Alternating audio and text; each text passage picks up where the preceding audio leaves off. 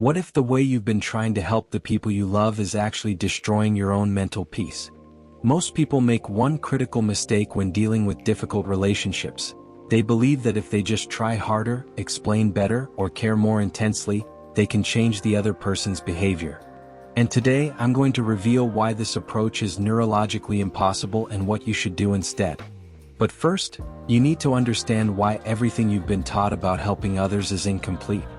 I'm breaking this down into 3 core principles based on psychological research, neuroscience studies, and patterns observed across thousands of real-world cases. The first principle challenges conventional wisdom about control. The second explains why your efforts to fix others are costing you more than you realize. And the third? It's the framework that ties everything together, and it's the most counterintuitive of all. Let's start with principle 1, the illusion of control. Here's why this matters. Research from multiple universities in behavioral psychology shows that human beings are hardwired with what scientists call a control bias. We genuinely believe we have far more influence over external events and other people's choices than we actually do. Think about it like this. Imagine 2 people dealing with a family member who makes consistently poor decisions. Person A spends hours trying to convince them to change, sending articles, having intense conversations, losing sleep worrying about their choices. Person B acknowledges the situation, offers support when asked, but refuses to take responsibility for another adult's decisions.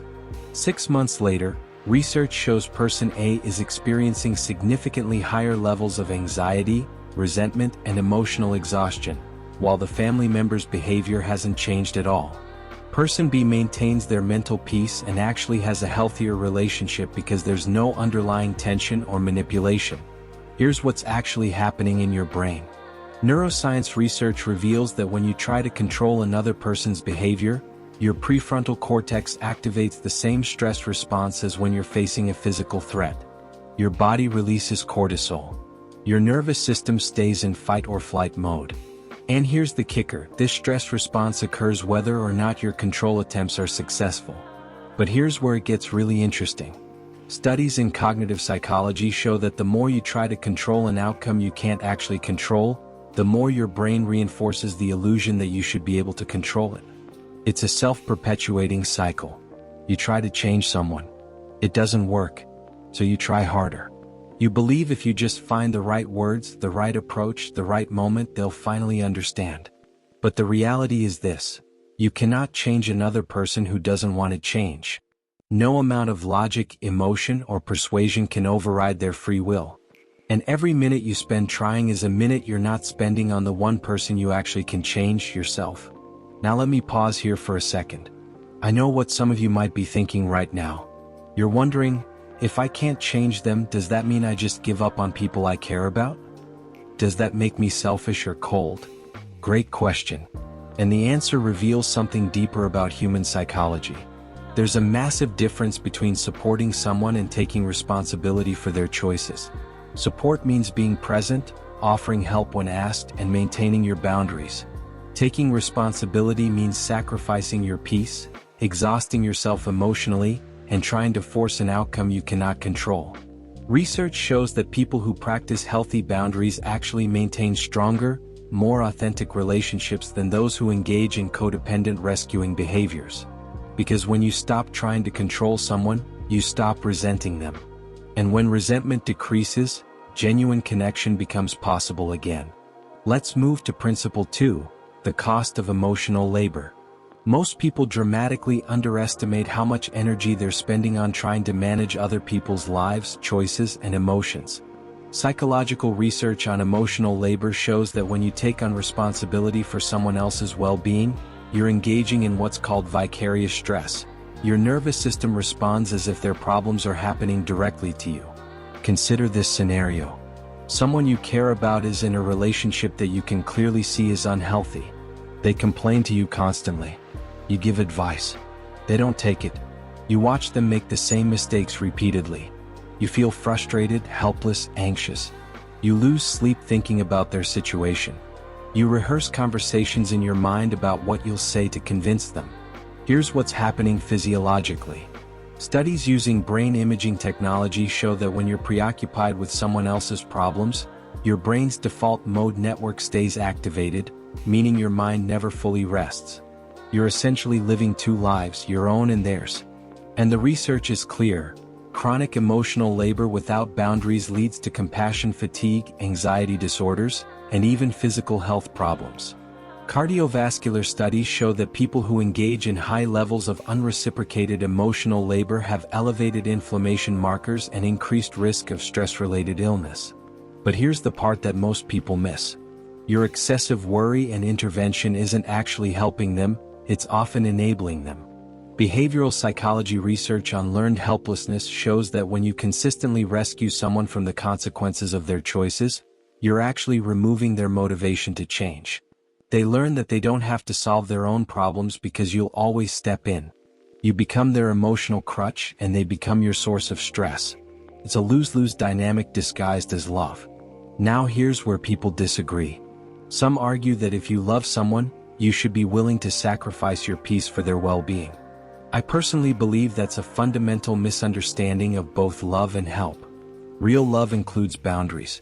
Real help includes letting people face the natural consequences of their choices. But I might be wrong. What's your take? I want to share something personal here. When I first encountered this principle, I completely dismissed it. I thought it was cold, unempathetic. I believed that caring deeply meant being willing to suffer for others. But then something happened in my own life that forced me to reconsider. I had someone close to me who was making destructive choices. I spent 2 years trying to fix the situation, countless conversations, emotional interventions, sleepless nights. And you know what changed? Nothing. They continued down the same path. But I did change. I became anxious, resentful, exhausted. My own life suffered because I'd made their problems my identity. And then one day I realized, my suffering wasn't helping them. It was just destroying me. That's when I understood the third principle. Principle 3, the freedom formula. This is where everything comes together. The freedom formula is simple but profound. You gain power by releasing control. Ancient Stoic philosophy understood this 2,000 years ago, and modern neuroscience now confirms it. When you let go of trying to control what you cannot control, you redirect that energy toward what you can control, your own responses, choices, and mental state. Psychological research on agency and well-being shows that people who focus their energy on their circle of control rather than their circle of concern report significantly higher life satisfaction, lower anxiety, and better relationship quality. Here's how this works in practice. Think about the metaphor of holding a fist tightly closed versus holding your hand open. When your fist is closed, you're expending constant energy maintaining that grip. Your muscles tense. Your arm fatigues. And ironically, when you're gripping that tightly, anything you're trying to hold can't breathe or move, it's trapped.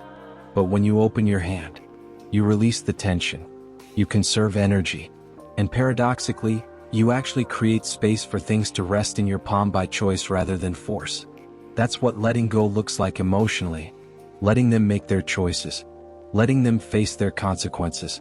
Letting them learn their lessons at their own pace. This doesn't mean you don't care. It means you care enough to respect their autonomy and protect your own peace. Clinical psychology research on acceptance and commitment therapy shows that psychological flexibility, the ability to accept what you cannot change while committing to actions aligned with your values, is one of the strongest predictors of mental health and resilience. Now here's the practical application. How do you actually implement this in real life? First, identify where you're spending emotional energy on things you cannot control. Make a list. Who are you trying to change? What situations are you trying to force an outcome in? Be brutally honest. Second, for each item on that list, ask yourself, is this person asking for my help or am I imposing it? Is my involvement making the situation better or just making me feel temporarily useful? Research shows that unsolicited advice, even when well-intentioned, rarely leads to behavior change and often damages relationships. Third, practice the mantra that research shows reduces anxiety. I see your choices. I don't agree with them. But they're yours to make and the consequences are yours to face. This isn't cold. It's honest. It's respectful. And it's the only sustainable approach. Fourth, redirect your energy. Every hour you spent worrying about someone else's life is an hour you could have spent improving your own. What would change if you invested that emotional labor into your own growth, goals, and peace? Longitudinal studies tracking people over decades show that those who master this shift from external control to internal focus consistently report higher well-being, stronger relationships, and greater life satisfaction. So here's how this all comes together.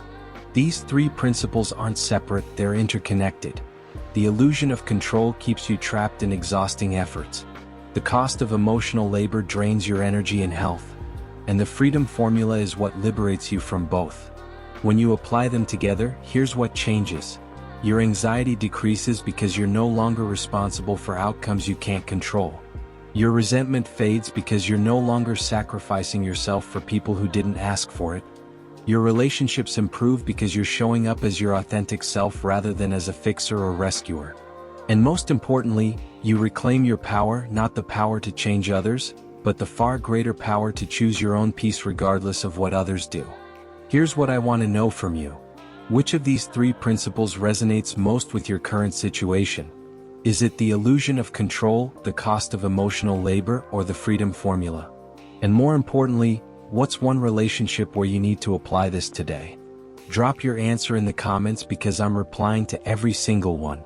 I genuinely want to understand how this lands differently for different people and what specific challenges you're facing. Now, we've covered three principles today.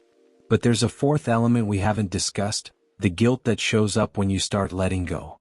Why do you feel like you're abandoning people when you set boundaries? Why does choosing your peace feel selfish? Next week, I'm diving into the psychology of guilt and why it's often a manipulative emotion rather than a moral compass.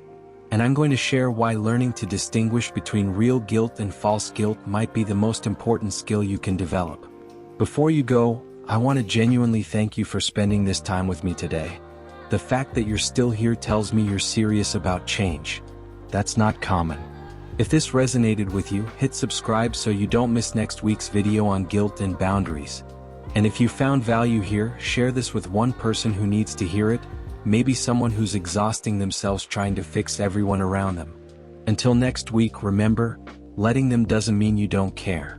It means you care enough about yourself to stop carrying weight that was never yours to carry. Stay curious. Talk to you soon.